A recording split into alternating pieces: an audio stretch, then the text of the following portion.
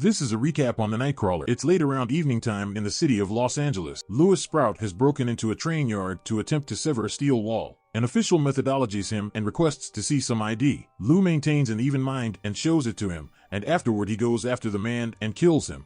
Lou later takes the split-up wall to a scrapyard and offers the wall to the yard's proprietor while attempting to arrange a greater cost. He utilizes his proverb, "If you want to win the lottery, you must have the money to buy a ticket."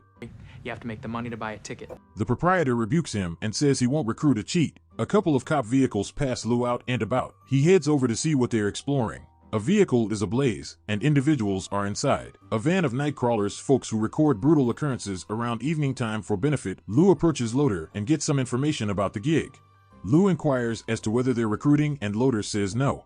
Lou takes a bicycle near the ocean the following day and goes to pawn it off. The retailer will just go similarly as $700, yet Lou requests $800 in store credit so he can get a camcorder and a police scanner. Utilizing these, he pays attention to reports of episodes nearby. He pulls up to various crime locations and is told to leave by the police. He figures out how to get great realistic film of a shot man to death after a carjacking. The police turn Lou and another Nightcrawler away, the last option, who irately reviles Lou out for destroying his shot. Lou goes to the Channel 6 news station and meets news chief Nina Romina. He shows her and another station maker, Honest Cruz, the recording, with great shots of the man dead and paramedics attempting to resuscitate him. Lou just makes $250 off the recording, in spite of attempting to go way higher. Lou interviews the young fellow named Rick for a temporary job position, causing it to appear as though he's going some large news station. Rick is basically destitute and battling to look for a decent job, and he has little involvement with this kind of field.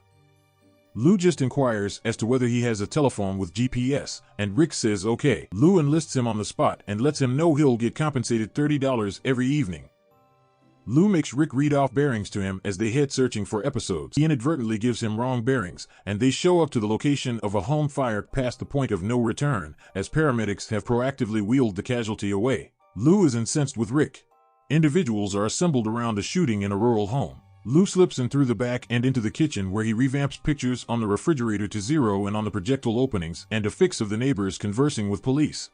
Nina cherishes the recording, however, straight to the point says it seems as though Lou broke in.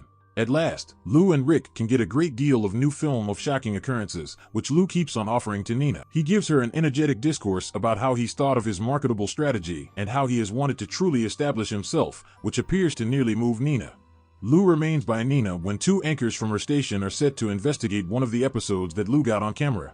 He specifies a Mexican eatery and welcomes Nina to go with him. Nina declines. Loader tracks down Lou and offers him a spot in his group to convey them some great film. Lou turns him down, even as Loader perseveres. Lou immovably dismisses him, to Loader's annoyance. Nina joins Lou at the Mexican cafe. He makes it clear he needs an excess of an expert relationship, however she says this is only a graciousness date. He advises her that the station is the least evaluated station nearby, and she wants him similarly however much he needs her. Nina is pissed at him. Loader's inclusion hits direct too in the entirety of its brilliance. Lou crushes his restroom, reflecting rage. He goes to Loader's home and cuts the brakes on his van.